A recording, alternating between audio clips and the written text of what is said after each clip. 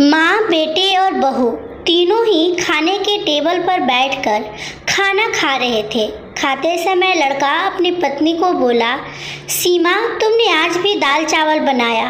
खाना बनाने में तो आलस मत किया करो, तुम हाउस वाइफ ही तो हो, तुम घर पर ही तो रहती हो। तुम्हें रसोई घर में कुछ अलग अलग खाना बनाना अच्छा नहीं लगता है क्या? क्यों रोज एक ही तरह का खाना बनाती हो? सीमा बोली, आज मैं बनाने वाली थी, मैं आज सूजी की खीर बनाने वाली थी, पर रसोई में सूजी खत्म हो गई। मैंने कल ही ऑर्डर किया था, पर अभी तक नहीं आया। कोई बात नहीं, मैं कल बनाऊंगी। रसोई घर में कुकर की सीटी बजती है और खाने के समय सीमा रसोई घर में आती है।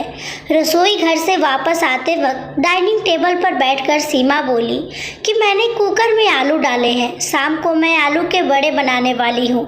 यह सुनकर उसके सास को भी खुशी हुई। गोपाल बोला, अच्छा है, तुम दोनों की तुम्हारी पसंद की चीज़ बनाने में और खाने में बहुत मज़ा आता है। ऐसे में दरवाजे की बेल बजी। सीमा वापस खाने के टेबल पर से उठी और दरवाज़ा खोला। डिलीवरी बॉय सूजी लेकर खड़ा था। पार्सल लेकर सीमा वापस खाने के टेबल पर खाना खाने के लिए बैठी। माँ बेटे से बोली कि तूने अगर दरवाज़ा खोला होता तो फिर क्या हो जाता? बेचारी ठीक से खाना भी अच्छे से खा नहीं सकती। तो बेटा बोला, सॉरी, मैं उठ नहीं सकता, मुझे ऑफिस जाने के लिए देर हो रही है, और फिर रूम में चला जाता है। वो सीमा को आवाज़ देता है, मेरी फाइल नहीं मिल रही है, तुम ढूंढ कर दो। सीमा फिर एक बार खाने की टेबल से उठने वाली थी और उसके तरफ जाने ही वाली थी, तभी सास ने उसे रोका। छोटा बच्चा नहीं है वो, खाओ तुम खाना। थोड़ी देर बाद रूम से गोपाल की आवाज़ आई, फाइल मिल गई। सास और बहू दोनों ही खाने के टेबल पर एक दूसरे की तरफ देखकर हंसने लगी। गोपाल ऑफिस जाने के लिए निकल गया। सीमा ने सारा काम खत्म किया। रात को आलू बड़ा, खिचड़ी और पराठे भी बनाई। खाना देख गोपाल और सास खुश हो जाते हैं। सीमा सब काम निपटा के सो जाती है।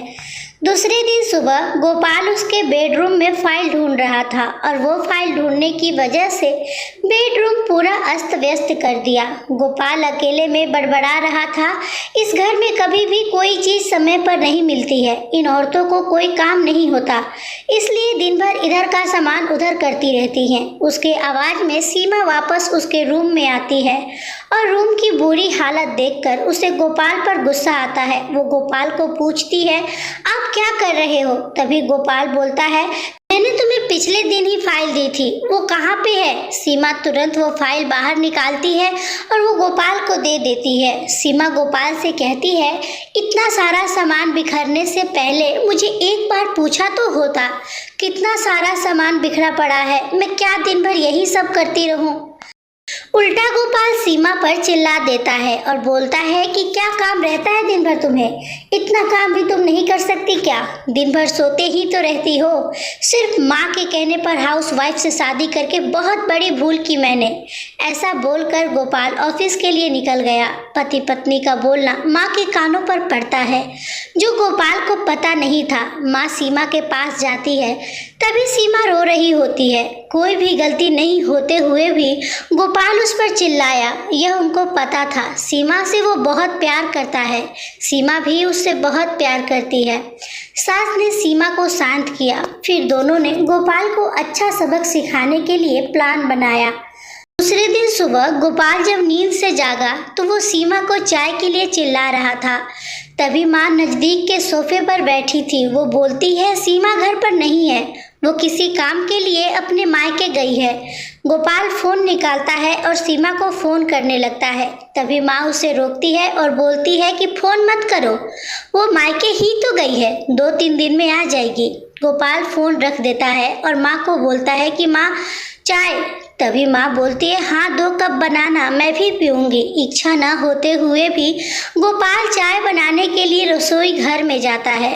माँ सोफे से खड़ी होती है, बेटा गोपाल को पुकारती है। वो सोचने लगता है कि माँ उसे रोकेगी और खुद चाय बनाएगी, पर माँ बोलती है, मेरी चाय में शक्कर कम डालना। गोपाल चाय बनाता है और चाय लेकर आता है। माँ और बेटा दोनों ही चाय पीते हैं। फिर माँ बोली, चाय अच्छी बनाई है पर सीमा जैसी नहीं। वो चाय बनाती है तब तुलसी के पत्ते डालती है। उस चाय की तो बात ही अलग होती है बेटा। कोई बात नहीं, अगली बार तुम चाय बनाओगे तब ध्यान में रखना। गोपाल उसकी माँ को देखते ही रह जाता है। थोड़ी देर बाद गोपाल उसकी माँ को बोलता है, माँ आज मैं मटर पनीर खाना चाहता हूँ। माँ फिर से गोपाल की तरफ देखकर बोली, अरे वाह, आज मेरा बेटा मटर पनीर बनाएगा और मुझे खाने के लिए देगा। अच्छा हुआ, बहुत दिनों से मटर पनीर खाने की इच्छा हो रही थी। तभी गोपाल बोला, अरे माँ, मटर पनीर आपको बनाने के लिए कहने वाला था। तभी उसे माँ बोली, अरे नहीं बेटा, मेरे घुटने बहुत दुखते हैं, मैं इतनी देर रसोई घर में खड़ी नहीं रह सकती। तभी गोपाल उसका फोन निकालता है और रेस्टोरेंट में ऑर्डर देने लगता है। तभी माँ उसे रोकती है और बोलती है, मुझे वो होटल का खाना पचता नहीं है, मुझे गैस हो जाती है और तुम मुझे बाहर का खाना खिलाने वाले हो क्या? शायद माँ से प्यार नहीं करते हो तुम गोपाल। तभी गोपाल खाना बनाने के लिए रसोई घर में जाता है। 1 घंटे बाद तैयार होता है। 2 थाली में खाना लेकर गोपाल उसकी माँ के पास आता है। गोपाल ने दाल चावल बनाया है। ये माँ देखती है। गोपाल को बोली, अरे बेटा, तुम मटर पनीर बनाने वाले थे ना? गोपाल बोला कि माँ, यह आसान है बनाने के लिए।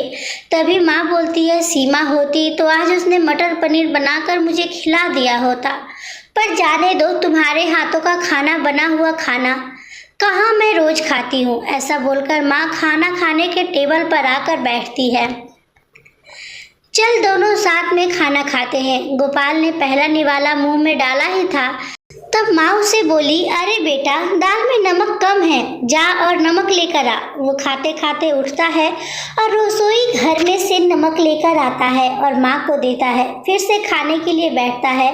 तभी बीच में माँ खांसने लगी और गोपाल को बोलती है, अरे बेटा, निवाला गले में अटक गया है, थोड़ा पानी लाना। गोपाल फिर खाते खाते उठा और पानी लाने गया। फिर वो पानी माँ को दे देता है। इस सब में गोपाल के चेहरे पर गुस्सा स्पष्ट रूप से दिख रहा था। गोपाल को अब समझ में आ रहा था कि वो सीमा के साथ जिस प्रकार का बर्ताव कर रहा था उसे कितना बुरा लगता होगा। वो यह सब खुशी से करती थी। उसके चेहरे पर कभी भी कोई सिकन नहीं दिखी। वो सोचते सोचते खाना खा रहा था। माँ यहीं पर नहीं मानी। खाना होने के बाद माँ गोपाल को बर्तन धोने के लिए कहती है और माँ उसके रूम में आराम करने चली जाती है। माँ उसे परेशान करने का कोई मौका नहीं छोड़ती। वो गोपाल को बुलाकर चद्दर उठाने के लिए कहती है। उसके बाद गोपाल रूम से बाहर जाता है तो उसे माँ रोकती है और एसी को टेम्परेचर कम करने को कहती है। अब इन सभी कामों की वजह से वो चिड़चिड़ करने लगता है, लेकिन कुछ भी नहीं बोल पाता। दूसरे दिन सुबह जल्दी उठ जाता है। उसे ऑफिस जाना होता है, इसलिए वो जल्दी से सब्जी काटता है, पर उसका ध्यान सब्जी की तरफ नहीं होता। वो सीमा का विचार कर रहा होता है। वो सोच रहा होता है, हाउसवाइफ का काम आसान होता है, ऐसा मुझे लगता था, पर सच में वैसा नहीं है। मैं कितना गलत बर्ताव करता था सीमा के साथ। मन ही मन पछता रहा होता है। तभी सब्जी काटते समय अपनी उंगली काट लेता है। वो उठकर बेसिन में उंगली धोने के लिए जाता है। ऐसे में सीमा उसके पास आती है और हाथ पर पट्टी बांधने लगती है। मतलब सीमा अपने मायके गई ही नहीं थी, गोपाल से छुपकर उनके ही घर में थी। यह तो सास और बहू के प्लान का एक हिस्सा था। गोपाल सीमा को देखकर खुश हो जाता है। वो उससे माफ़ी मांगता है। वो सीमा को बोलता है कि घर का काम करना बहुत आसान होता है, तुम घर पर रहती हो, तुम्हें क्या काम रहता है, ऐसा मैं हमेशा बोलता था, पर एक ही दिन में मुझे सब समझ में आ गया। मैं तुम्हें ऐसा कभी भी नहीं बोलूँगा और इसके आगे हम एक साथ घर के काम करेंगे। अगर घर हमारे दोनों का है तो घर के काम भी हम दोनों ही करेंगे। दोनों का बोलना माँ बाहर से सुन रही थी। वो दोनों के लिए बहुत खुश थी।